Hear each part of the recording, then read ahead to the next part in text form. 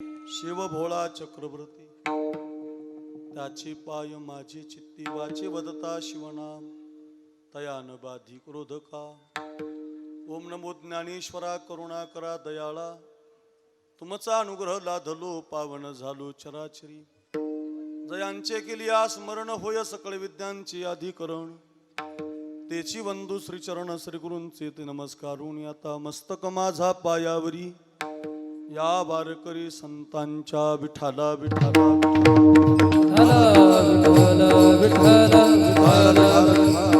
हो जन्मालो त्याचे आजी फळ झाले साचे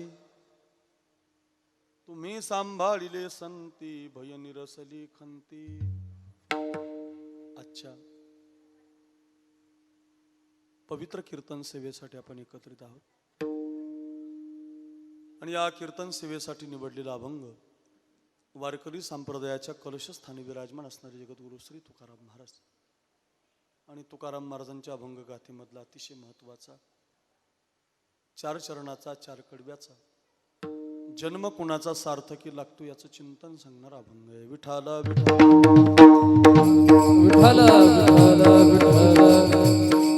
अभंगावर बोलण्यापूर्वी अल्पसा परिहार आहे।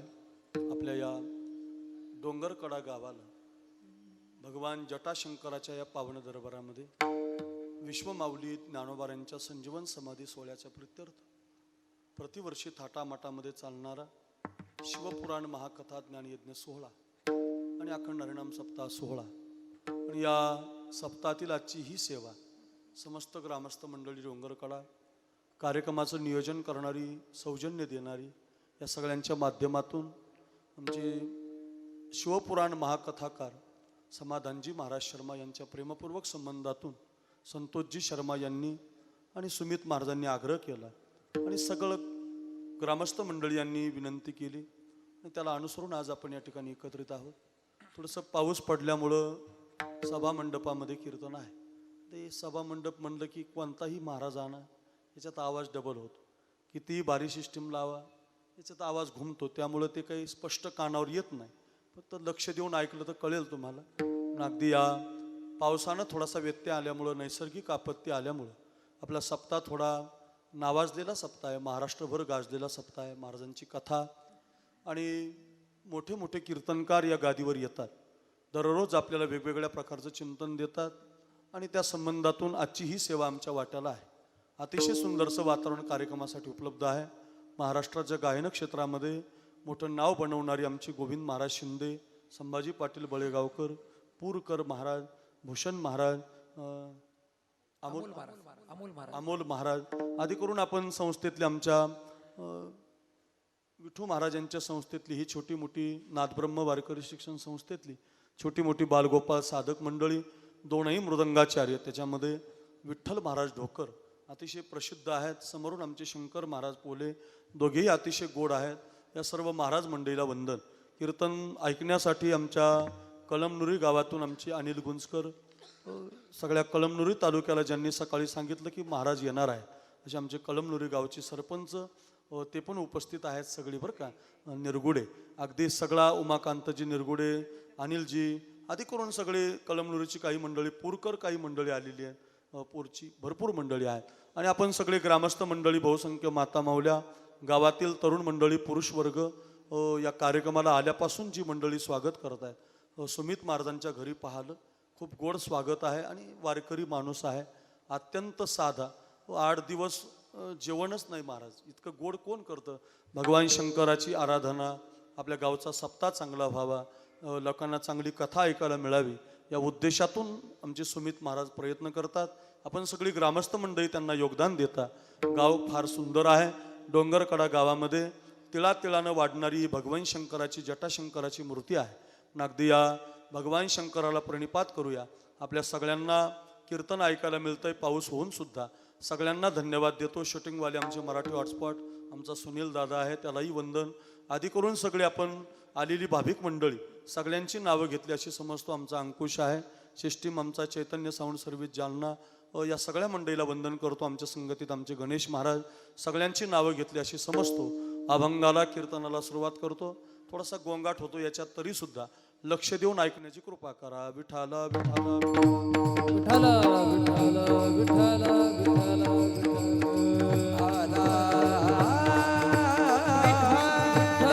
विठ्ठल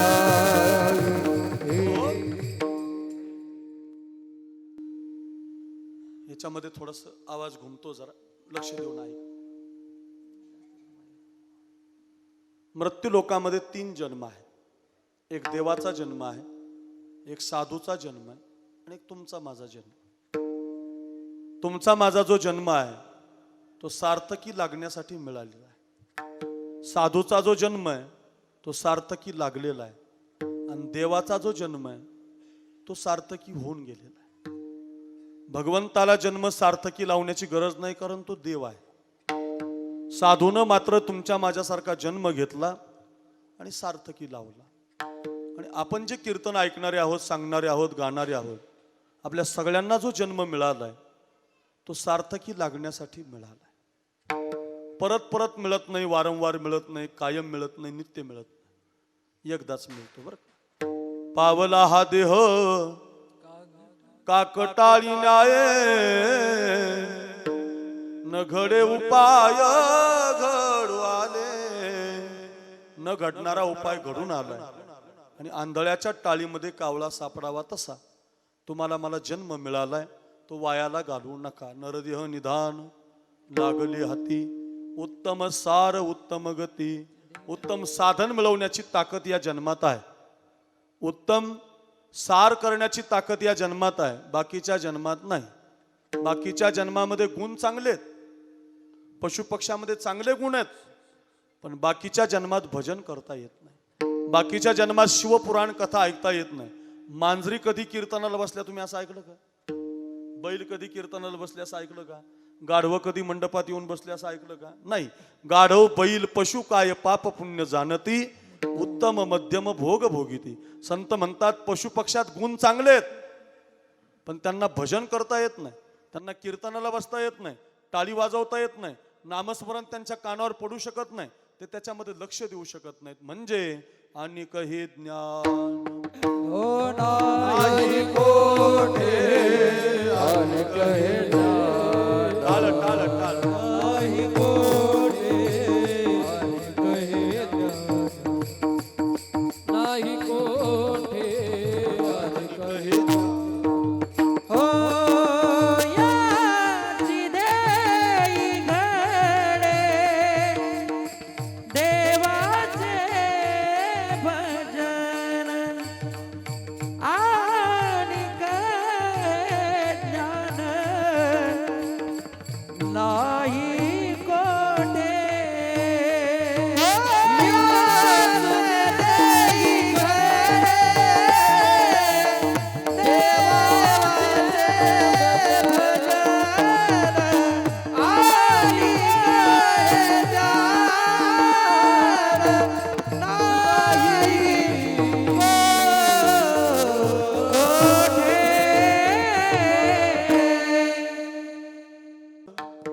आणि कहे ज्ञान नाही कोठे. काय सुंदर शब्द आहे.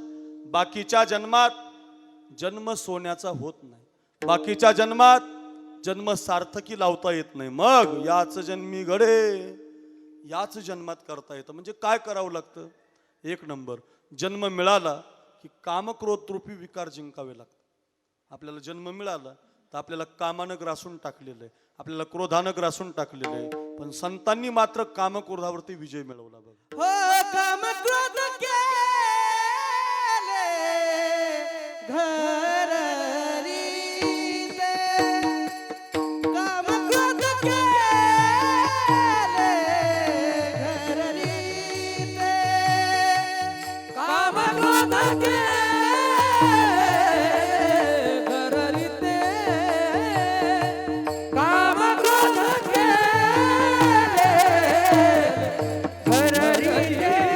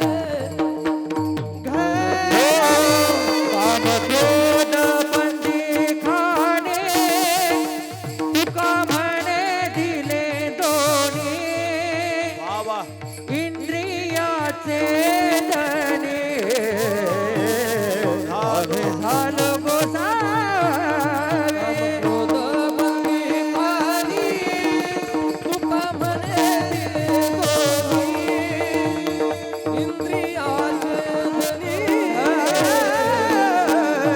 राजा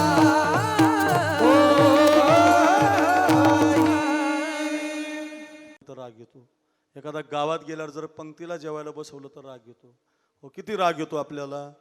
कल्पना करा, तुकाराम महाराजांच्या अंगावर उकळतं पाणी टाकलं शोभा कासार महाराजांच्या पत्नीनं, राग नाही.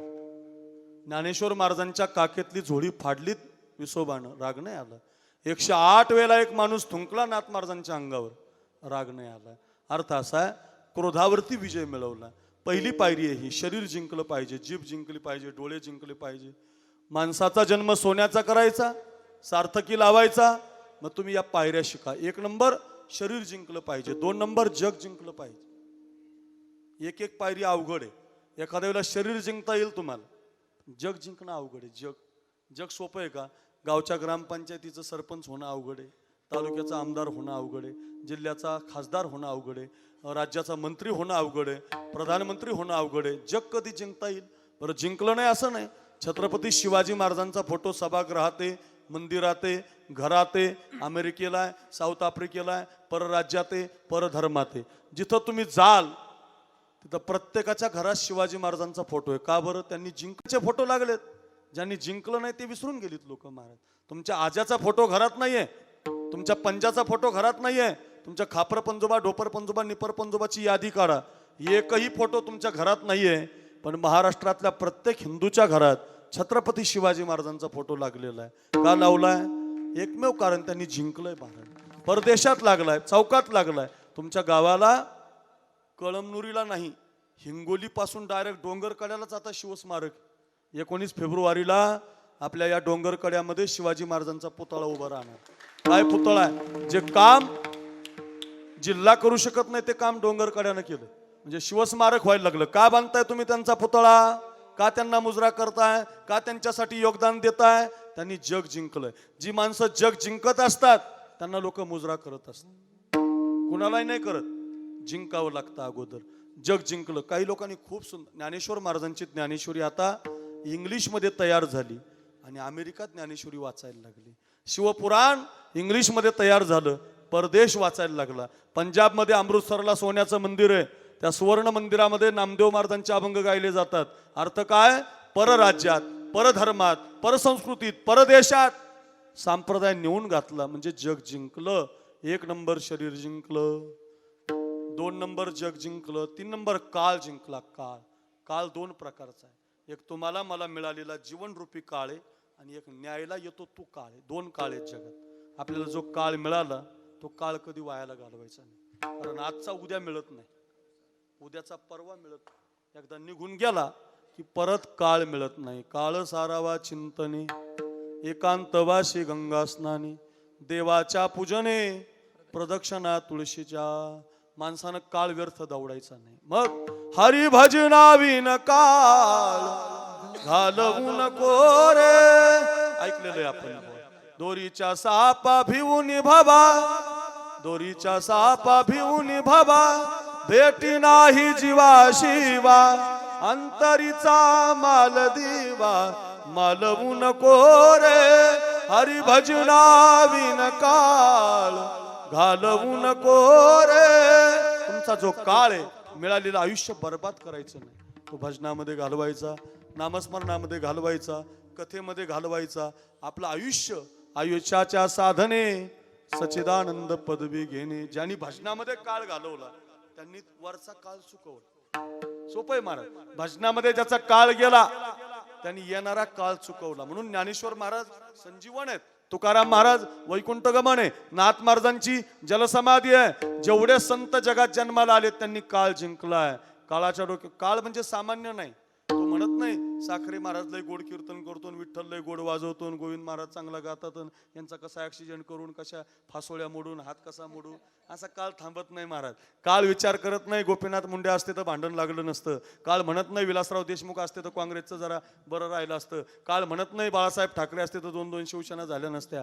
काळ असा थांबत नाही बुवा. गरीब असू द्या, काळ न विचारी घाट काळन विचारी हाट, काळन विचारी अवस, काळन विचारी पहाड़।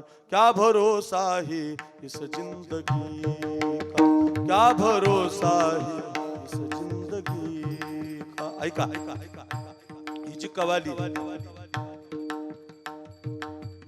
फार सुंदर शब्द। क्या भरोसा है इस जिंदगी का, क्या भरोसा है इस जिंदगी का। साथ देती नहीं, साथ देती नहीं वो किसी का, क्या भरोसा है इस जिंदगी का, क्या भरोसा है इस जिंदगी का, क्या भरोसा है इस जिंदगी का। सांस रुक जाएगी चलते चलते, क्षमा बुझ जाएगी चलते चलते, सांस रुक जाएगी चलते चलते, क्षमा बुझ जाएगी जलते जलते। दम निकल जाएगा, दम निकल जाएगा रोशनी का, क्या भरोसा है इस जिंदगी का, क्या भरोसा है इस जिंदगी का, क्या भरोसा है इस जिंदगी का। किती प्रमाण म्हणता येतील बघा। दिन चार घड़ी का जेना, दिन चार घड़ी का जेना, दुनिया मुसाफिर खाना, दुनिया मुसाफिर खाना। दिन चार घड़ी का जीना, दिन चार घड़ी का जीना, दुनिया है मुसाफिर खाना, दुनिया है मुसाफिर खाना। अरे वाह गाय।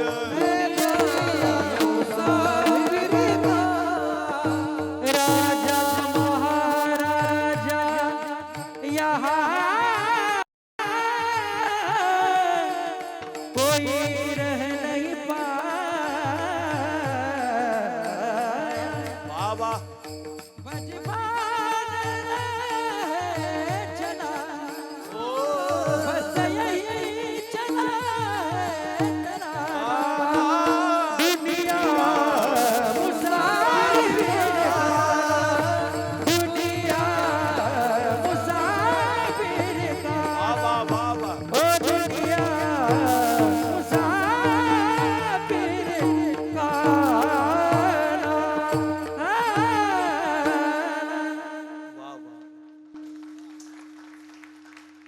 गोड गोड। राजा महाराजा आए, यहाँ कोई रहन न पाए। भई देर हुआ परवाना, दुनिया है मुसाफिर खाना। कहीं लाख करोड़ों आए, कई कोटि खत्म कराए, बस यही चला है गाना, दुनिया मुसाफिर खाना। मारावं लागतं। काळ कधी कोणासाठी थांबत नाही। तो म्हणत नाही की हा श्रीमंत आहे, तो म्हणत नाही हा गरीब आहे। काळ कधी कोणाचा विचार करत नाही, घेऊन जातो। पण हा काळ ज्ञानेश्वर महाराजांनी जिंकला म्हणून तर सप्ताह, म्हणून तर ज्ञानेश्वर महाराजांची संजीवन समाधी आहे। हो, काळ जिंकला। वयाच्या 16व्या वर्षी काळ आलता माऊलीला। ऐका, वयाच्या 16व्या वर्षी काळ आलता। हो, शंकर महाराज, विठ्ठल महाराज, हो संभाजी पाटील महाराज, गोविंद महाराज, पूर महाराज, हो वयाच्या 16व्या वर्षी आलेल्या काळाला भूषण महाराज अशी 2 बोटं दाखवली होती निवृत्तीनाथ महाराजांनी। काळाला वाटलं 2 वर्षांनी या म्हटले, 2 वर्षांनी या म्हटले। काळ 18व्या वर्षी आला। 18व्या वर्षी आलेल्या काळाला सोपान काकांना 2 बोटं दाखवली।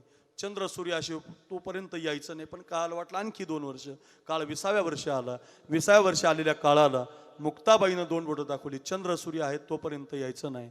काळ 22व्या वर्षी परत आला आणि 22व्या वर्षी आलेल्या काळाला ज्ञानोबारायांनी हात दाखवला, यायचंच नाही, यायचंच नाही। समाधी संजीवन हरिपाठ ज्ञानदेवे घेतली दान, हृदयी धरून या ध्यान समाधी बैसला निर्वाण कथा कीर्तन करीतू. आजही माऊलीची संजीवन समाधी. कपाळ लावा, कपाळ बदलतंय. माऊलीचं भजन करा, दर्शन देतात. पखवाज शिकायला गेलात, पखवाज देतात. गायन शिकायला गेलात, गायन देतात. संजीवन समाधी आहे. ज्ञानेश्वरीचं पारायण केलं तर ज्ञानोबाराय दर्शन देतात. आजही संजीवन आहे. चला, म्हणजे ज्ञानोबारायांची संजीवन समाधी एक काळ जिंकला. तुकाराम महाराजांना देव न्यायला आला बुवा. वाड वेळ झाला उभा पांडुरंग वैकुंठा श्रीरंग बोलावी तो. देव आला, तुकोबारायांना विमानामध्ये बसून घेऊन गेला. प्रयाण काळे देवे विमान पाठविले कलीच्या काला माझी अद्भुत वर्तविले. मानव देह घेऊन निज धामा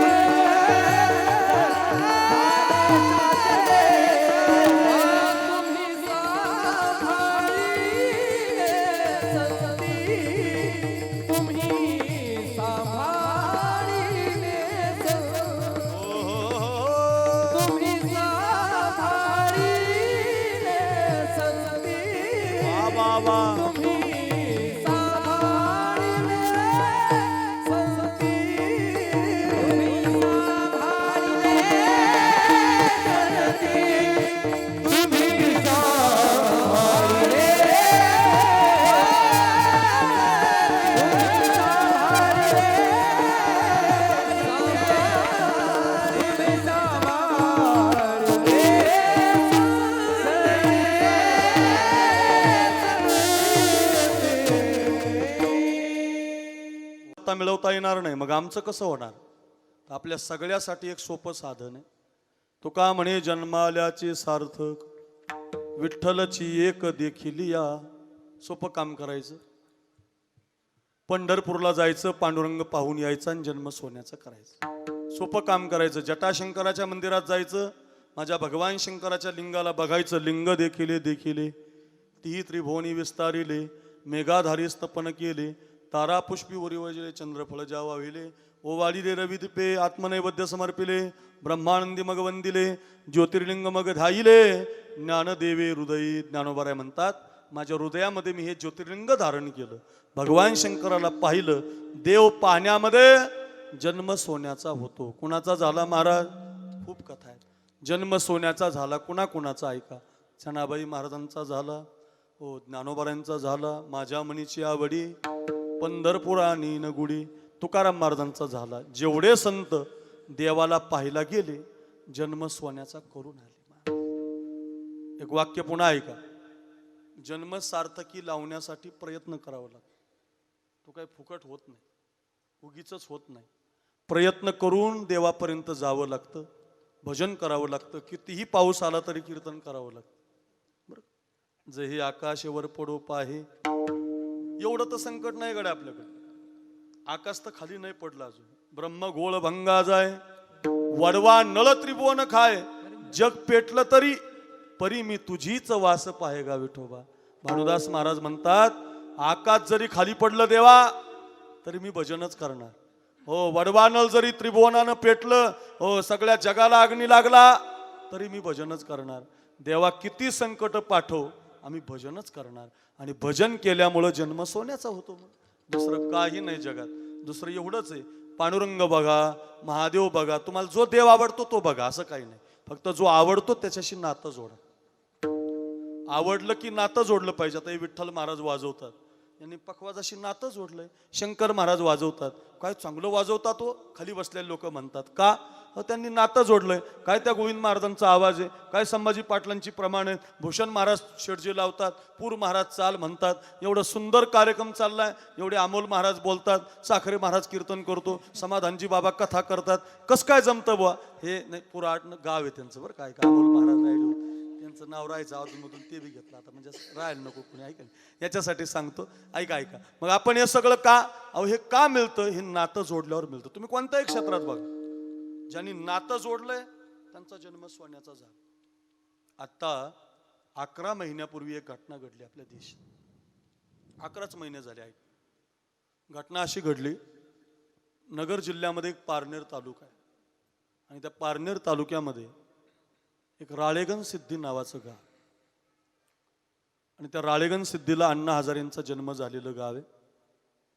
आणि तिथं पद्मावती मातेचं मंदिर आहे. जसं आपल्या गावाला जटाशंकराचं मंदिर आहे, तसं त्या गावाला पद्मावती मातेचं मंदिर आहे. माझ्याकडे बघा. आणि त्या राळेगण सिद्धीला एक सौरभ आवटी नावाचा पोरगा देशासाठी शहीद झाला. तो पोरगा 12वी पास झाल्यानंतर संभाजीनगरला आंबेडकर युनिव्हर्सिटीमध्ये शिकायला आला आणि मुक्त विद्यापीठातून पदवी घेऊन अभ्यास करून तो नेमका मिलिटरीच्या परीक्षेत पास झाला. तर त्याचा बाप पोलीसमध्ये आहे मुंबईला. 1 लाख रुपये पगार आहे त्याच्या बापाला. आई त्याची नोकरीला आहे, आईला पण 50,000 रुपये पगार आहे. म्हणजे महिन्याला 1.5 लाख रुपये घरामध्ये येतात. एकुलता एक पोरगा आहे, ज्याला 1.5 लाख रुपये महिना येतो. तो पोरांनी कशाला सीमेवर जायला पाहिजे, असा आपण विचार करू की आपल्या घराला काय कमी. 1.5 लाख रुपये महिन्याला येतात, किती जरी उडवले तर 1 लाख रुपये उडतील, 50 मागच पडणार आहे. काय गरज आहे सीमेवर जाण्याची. पण तो असं म्हटला नाही की माझा बाप नोकरीला आहे, माझ्या आईला पगार आहे. त्यानं ती परीक्षा दिली आणि पास झाला. आणि पास होऊन 2019 साली तो पोरगा 24 मराठा बटालियनमध्ये सीमेवरती लढायला गेला. ऐका, 2019, 20, 21, 22 अशी 4 वर्ष लढला. आणि गेल्या वर्षी 2022 मध्ये तो कॅप्टन झाला होता. कॅप्टन म्हणजे त्याच्या हाताखाली 25 मुलं होती. 25 त्याच्या हाताखाली 25 पोरं काम करत होती. 5 सन्मान चिन्ह त्याला मिळाली होती. 5 स्टार त्याच्या छातीला लागली होती. मोठी टोपी त्याच्या डोक्यावर आली होती. भारत माता की जय, वंदे मातरम. पोरांनो ऐका, असा जयघोष करत देशासाठी योगदान देत होता. सगळी नाते त्यानं देशाशी जोडली होती. खरंच सांगतो, आपण सुद्धा देशाशी नातं जोडलं पाहिजे. आईच्या गर्भात उमगली झुंजाराची रीत. नातं कुठं जोडलं पाहिजे ऐका. आईच्या गर्भात उमगली झुंजाराची रीत. तलवारीशी लगीन लागल जडली बेडी प्रीत. लाख संकटे झेलून घेईल अशी पहाडी छाती. शुरामी सरदार भाला काय कुणाची भीती. नुसतं ऐकू नका, हे शिका. नातं जोडलं त्यानं पोरानं. माझा बाप नोकरीला आहे आणि माझी आई नोकरीला आहे, पैसे घरात भरपूर आहेत, जमीन आहे, म्हणून मी काय सीमेवर जाणार नाही असं नाही म्हटलं. सीमेवरती लढायला गेला, 3 वर्ष देशासाठी लढला, कॅप्टन झाला. आणि कॅप्टन झाल्यावर गेल्या वर्षी आज जसा पाऊस पडला ना आपल्याला, तुमचं मंडळ परेशान झालं. सोपं नाही महाराज, एवढा मोठा सप्ताह आहे महाराज. दुपारी मी समाधान महाराजांच्या फेसबुकला फोटो पाहिले, मला लय आनंद झाला. म्हटलं एवढ्या भारी मंडपात आता आज कीर्तन करू, पण हे साला पाऊस येऊन पडला, ते बी 10च मिनिटं पडला पण सगळा राडा करून गेला. आज झालं असतं कीर्तन. मला शिवलीला ताईंचा फोन आलता, ते म्हटलं महाराज आज लय भारी होईल तुमचं, काल तरी जरा ओलं होतं, आज भरपूर आहे. पण ते थोडंसं विक्षेप झाला, असू द्या. फार सुंदर आहे महाराज. ऐका, याच्यासाठी सांगतो, तुम्ही फार कष्टानं उभं केलंय हे 3 वर्ष झाले. महाराजांची कथा आहे, मोठे मोठे कीर्तनकार येतात, फार गोड आहे. पण आता त्याला तुम्ही काही करू शकत नाही. निसर्गापुढं कुणाचं चालत नाही महाराज. असंच झालं हो, असंच झालं. इतका पाऊस पडला आणि त्याची ड्युटी होती सियाचीनमध्ये. बरं, तो पाऊस पडला विठ्ठल महाराज, तर तो नुसता आपल्यासारखा पाऊस नाही पडला, बर्फाचा पाऊस पडला. संभाजी महाराज इतका पाऊस पडला, इतका पाऊस पडला, इतका बर्फ पडला, 25 पोरं त्या कॅप्टनच्या हाताखाली सियाचीनमध्ये त्या बर्फाळ प्रदेशामध्ये बंदूक घेऊन आपलं रक्षण करत होते. इथं एक टोळी, तिथं एक टोळी, खाली एक टोळी, आणि इतका बर्फ पडत गेला की कुणाचाच कुणाशी संपर्क व्हायला तयार नव्हता. तेवढ्यामध्ये तो भारत देशाचा झेंडा पडलेला त्याला दिसला. त्याचं सगळं प्रेम देशावर, त्यानं देशाशी नातं जोडल्यालं. कोणी म्हणावं आमचा जन्म सार्थकी लागला. ऐका रे माझ्या डोंगरकडाच्या प्रत्येक आईनं बापानं पोरांनी ऐका, भारत देशाचा झेंडा रोवला, त्यानं वंदन केलं. बर्फ पडतोय, अंगावरती थांबला नाही, इतका बर्फ पडत गेला, त्याच्या कंठापर्यंत बर्फ आला महाराज. पूर्ण बर्फामध्ये बुजला तो. तो बर्फ 4 दिवस पडला. गेल्या वर्षीची घटना आहे ही, याच महिन्यातली. ऐका हो, इतका बर्फ पडला, इतका अवकाळी पाऊस पडला, आणि त्या बर्फामध्ये संपूर्ण त्याचं शरीर गोठलं गेलं. माझ्याकडे बघा, संपूर्ण शरीर गोठलं गेलं. 4-5 दिवस त्याच्यापर्यंत सैनिक पोहोचले नाही, मोबाईलची रेंज पोहोचली नाही. त्याला शांत करा लवकर. अजिबात तिथं रेंज पोहोचली नाही, कुणाचं माध्यम तिथं पोहोचलं नाही, त्याच्यापर्यंत कोणती गाडी जाऊ शकली नाही शंकर महाराज. आणि परिणामे माझ्याकडे बघा, विठाला विठाला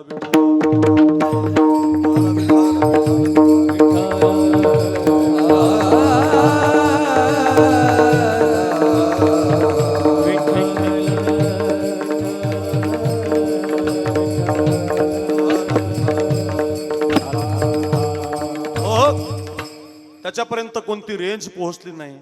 4 दिवस त्याचा शोध चालू होता. कॅप्टन कॅप्टन कॅप्टन म्हणत सगळेजण त्याला शोधत होते, पण कॅप्टनचा शोध लागत नव्हता. परिणामी 5 दिवसानं बर्फ कमी झाला, आणि ज्या वेळेला त्याची बॉडी सापडली तर पूर्ण त्याची बॉडी बर्फामध्ये गोठून गेली होती.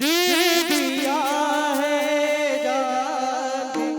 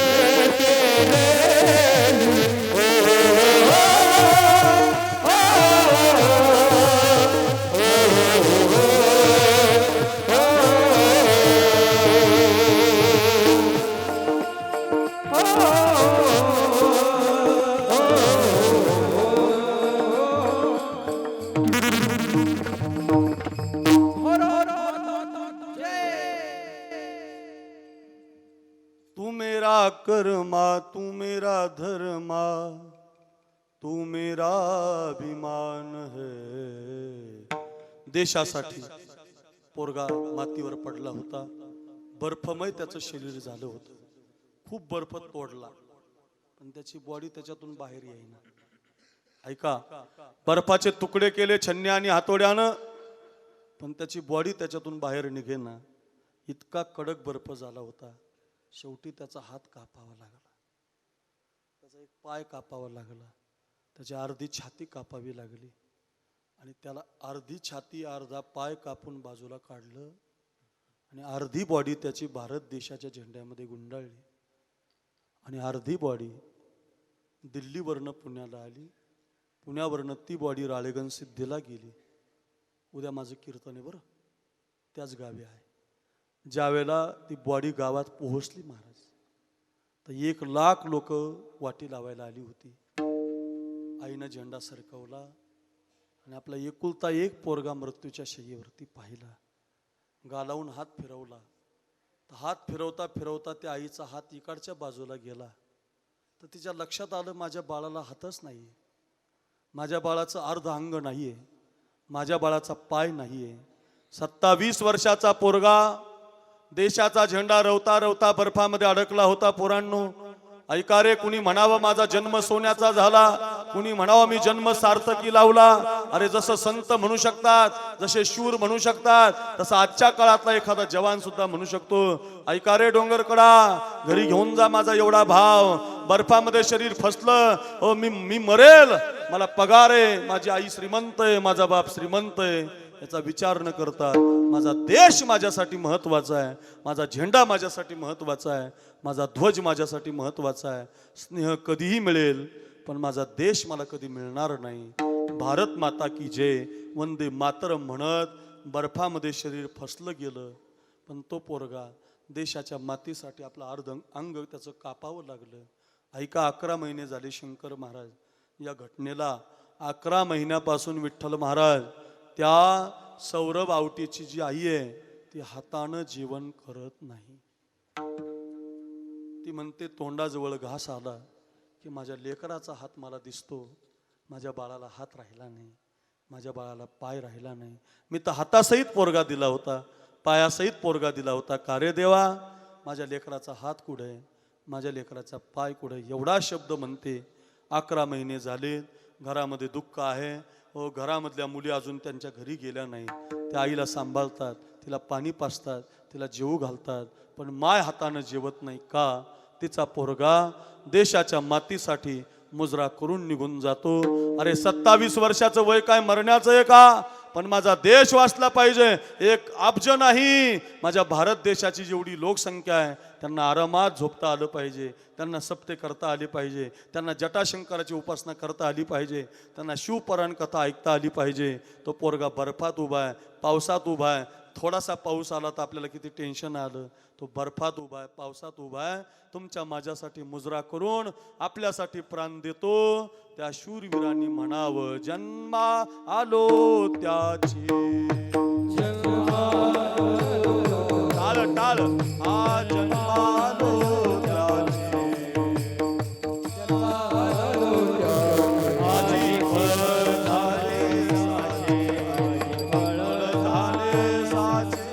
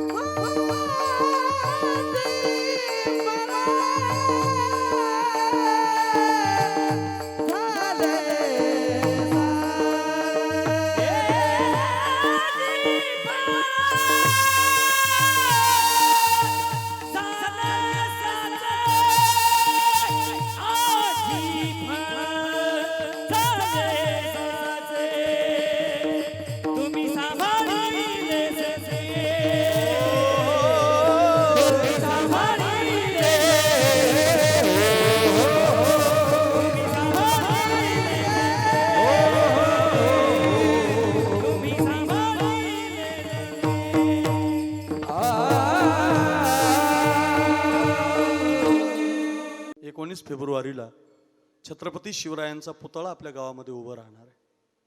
महाराष्ट्राच्या मातेला जर कोणाच्या विचाराची गरज आहे तर फक्त शिवरायांच्या विचाराची गरज आहे. काय केलं छत्रपती शिवाजी महाराजांनी?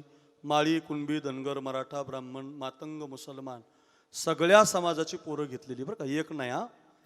एका समाजासाठी भांडू नका, एका मतासाठी भांडू नका.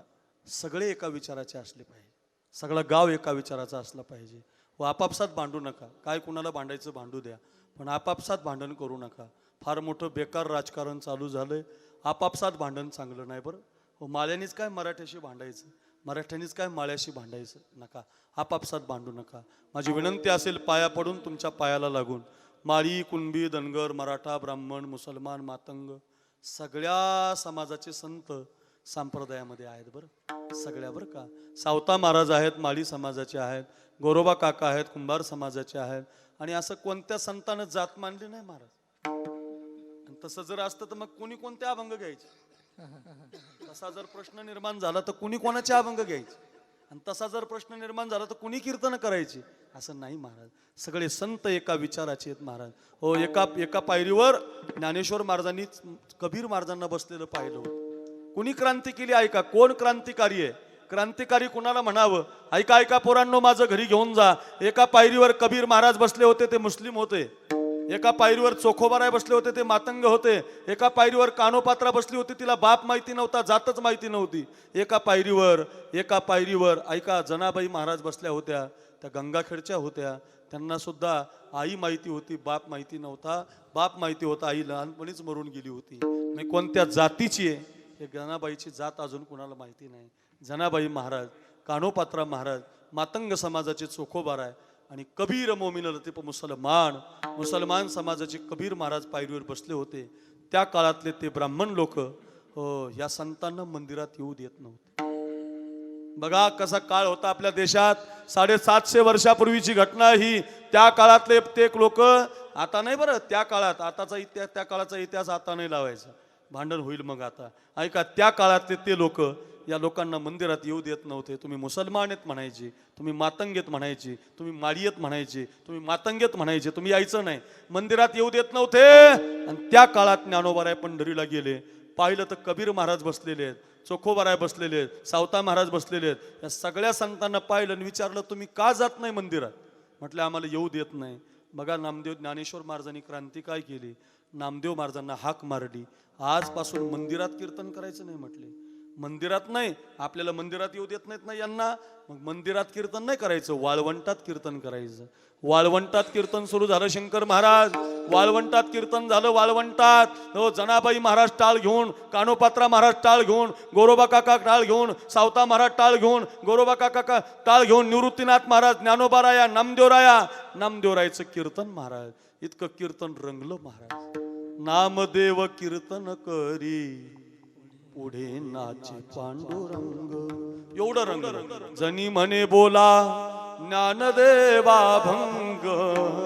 अभंग बोलता रंग कीर्तनी भरला. इतकं कीर्तन रंगाला आलं. गोड चाली, गोड प्रमाण. आणि सगळ्या संतांना अभंग लिहायला लावले ज्ञानोबारायांनी. लिहा आमुची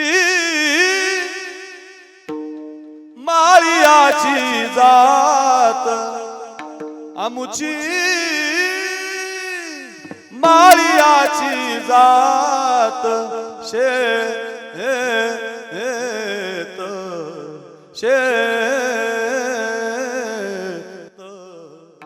लावू बागायत, लावू बागायत, लावू बागायत, लावू बागायत.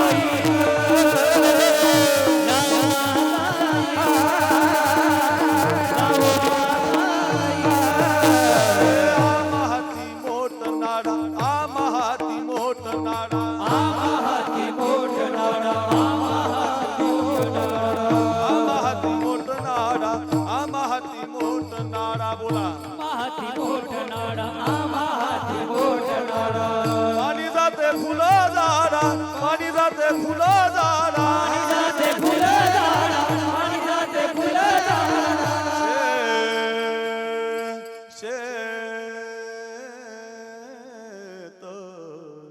लावू बागाई लावू बागाई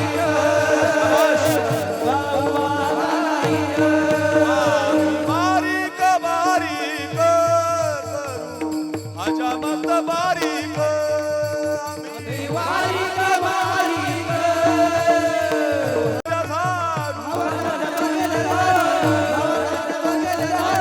बारीक बारीक करू हजामत बारीक हजामत बारीक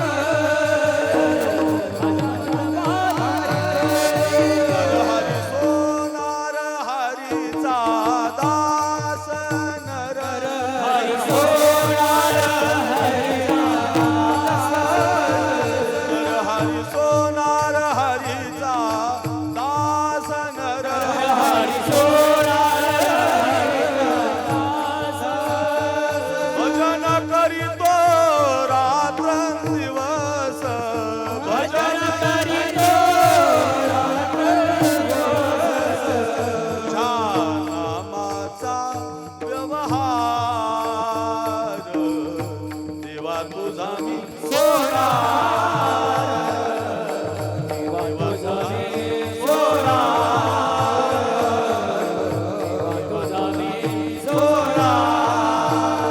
रोहिदास हाचा भार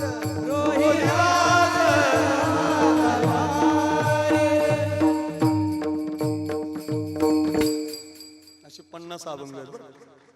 सगळ्या संतांची आहेत. माळी आहे, कुंडी आहे. जातीभेद करू नका, आपापसात भांडू नका. सगळे आहेत महाराज.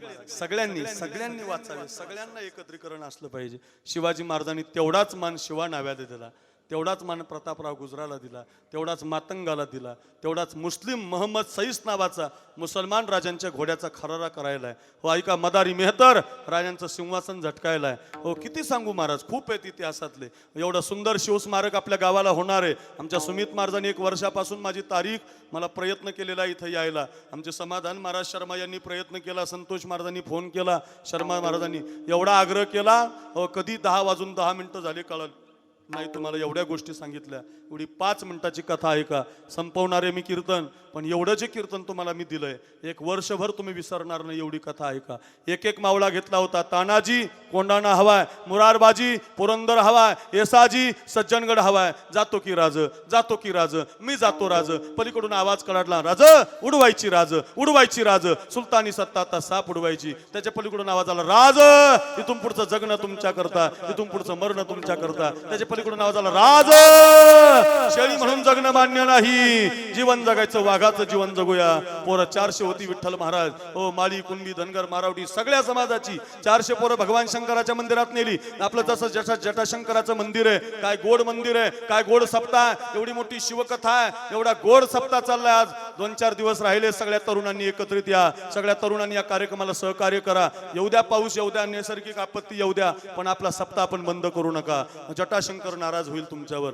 जटाशंकराची जर कृपा पाहिजे असेल तर हे भजन कधी बंद करू नका, कथा कधी बंद करू नये. देवाच्या आवडीची कथा आहे महाराज, ही त्याला आवडणारी कथा आहे. माझी विनंती असेल, अरे आपल्या जीवनातले पैसे याला देऊन बघा, तुम्हाला डबल मिळतील महाराज.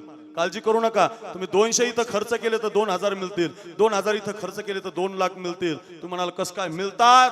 ज्यानं खर्च केले त्याला विचारा. मी दरवर्षी 5 लाख खर्च करतो, 20 लाख रुपये मिळतात वर्षात. टेन्शन घ्यायचं गरज नाही. का? तुम्ही खर्च करून बघा, काही नसतं. तुम्ही खर्च सप्त्याला करा, धर्माला करा, देशाला करा, धर्माला मिळतच महाराज. देवाला द्यावंच लागतं. तुम्ही एका हातानं दिलं, देव तुम्हाला 1000 हातानं कुठून तरी देणारच आहे. टेन्शनच घेऊ नका. तुम्ही एका विचारानं राहा. आपली वर्गणी आपल्या सप्ताहाला द्या, एक विचारानं नांदा. पोरांनो ऐका रे, एवढ्या माता इथं बसल्यात, एवढी गोड शिवपुराण कथा आहे. कोणत्या जातीची कोणत्या धर्माची नाही, सगळ्यांना मिळू नये. सगळे एक विचाराचं गाव झालेलं आहे. 3 वर्षापासून डोंगरकड्याचं नाव महाराष्ट्रामध्ये गाजतंय. काय ती कथा, काय तो समाज, काय ते लोक. एवढं गोड जर तुमच्या गावाचं नाव आहे, जटाशंकराच्या समोर आपण बसलेलो आहोत. 400 पोरं भगवान शंकराच्या मंदिरात गेली होती. पुणे जिल्हा होता, भोर तालुका होता, रायरेश्वराचं मंदिर होतं. आपल्याला जटाशंकराचं मंदिर आहे. ऐका रे, हातातला गुलाल आणि बेलभंडार भगवान शंकराच्या पिंडीवरती फेकला होता आणि महाराष्ट्रात आवाज घुमला, हो हो रो.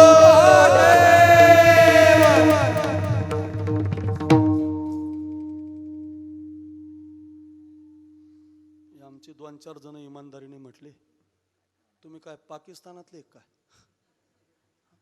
काय केलं? डबल भूक लागली राव मला. विनंती आहे सगळ्यांनी असे 2 हात वर करा. सगळ्यांनी करा करा. असू द्या, लाईट जाऊ द्या, पाऊस पडू द्या, करा हात वर. आपण भजन करणारी मंडळी करा. वा वा वा, करा करा. ज्याचा हात वर आहे त्याच्यावर जटाशंकराची कृपा होईल. ज्याचा नाही त्यानं खाली टाळकरी करा ना. हे टाळकरी करा करा. ओरिजिनल तुम्हाला कृपा पाहिजे ना. करा करा. शाबाश. वर हात करून टाळी वाजू नका बरं का. हात वर करा फक्त. टाळी वाजू नका, टाळी वाजू नका, फक्त हात वर करा. आपण भगवान शंकराला विनंती करूया, हे जटाशंकर महाराज, आम्ही एवढा गोड तुमचा उत्सव मांडलाय, आम्हाला थोडी कृपा करा. आमचा सप्ताह पार पडू द्या. यायचंच तुम्हाला तर सप्ताह झाल्यावर या. मरणाचं पडा पण सप्ताह झाल्यावर या. आम्हाला एवढी कथा करू द्या, आम्हाला एवढं भजन करू द्या. उद्यापासून तेवढं आमच्या गावावर पडू नका. आपण असा हात वर करून देवाला विनंती करूया. ऐका हो, एवढी भक्ती आमची उदयाला जाऊ द्या. आमचा सप्ताह मोठा होऊ द्या. ऐका तुमचा जय जयकार आम्ही करतोय देवा. आणि ज्याचा हात वर आहे त्यानं इमानदारीनं महादेव म्हणा. मी हरर म्हणतो. ज्याचा हात वर आहे त्यानं मुखातून जोरात महादेव म्हणा. असा आवाज काढा. कळू द्या डोंगर कड्याला. काय सप्ताह चाललाय. एवढ्या पावसात सुद्धा काय कीर्तन झालं साखरे महाराजांचं. वा वा बोला. हर हर हर हर हर हर. घ्या खाली घ्या. ओरिजिनल आहे बरं. वा असा आवाज घुमला. एक एक जरा जोरात. एक एक मावळा गड आणायला लागला. गडाची संख्या 10 झाली. मावळ्याची तुकडी 50वर गेली. हो 100ची 1000वर, 1000ची 2000वर. नेताजी पालकर सर लष्करपती विराजमान झाले. गड्यांनो राजा किर झाला. गड्यांनो राजा किर झाला. शिवबा सिंहासनी बैसला. शिवबा सिंहासनी बैसला. गड्यांनो राजा किरे गड्यांनो राजा किरे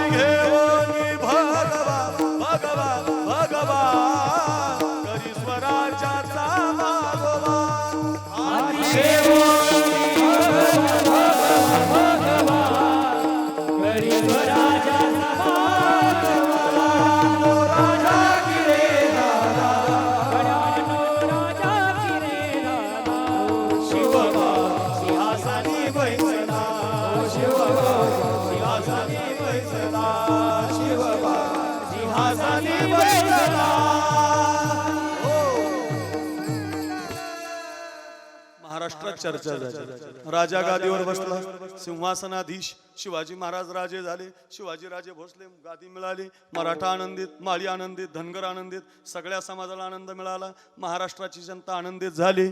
पण एवढ्यावर थांबलं नाही. अफजल खान आला, वाघनक घालून फाडला. शाहिस्ते खान आला व त्याची बोटं कापली. एक एक संकट आलं. राजाने एक एक संकट पार केलं.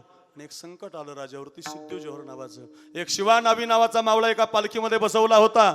एका पालखीमध्ये राजे बसले होते. 400 मावळे राजांना घेऊन जाणार होते. 400 प्रति शिवाजीला घेऊन जाणार होते. 400 गडाचं रक्षण करणार होते. पोरांनो ऐका, कुणी म्हणावं आमच्या जन्माचं सोनं झालं, घरी घेऊन जा रे. जसं ज्ञानोबरांनी म्हणावं, तुकोबरांनी म्हणावं, काळ जिंकलेल्यांनी म्हणावं. एक 1.25 तास झालाय तुम्हाला मी हे शिकवतोय, घरी घेऊन जा. कुणी म्हणावं जन्म सोन्याचा झाला.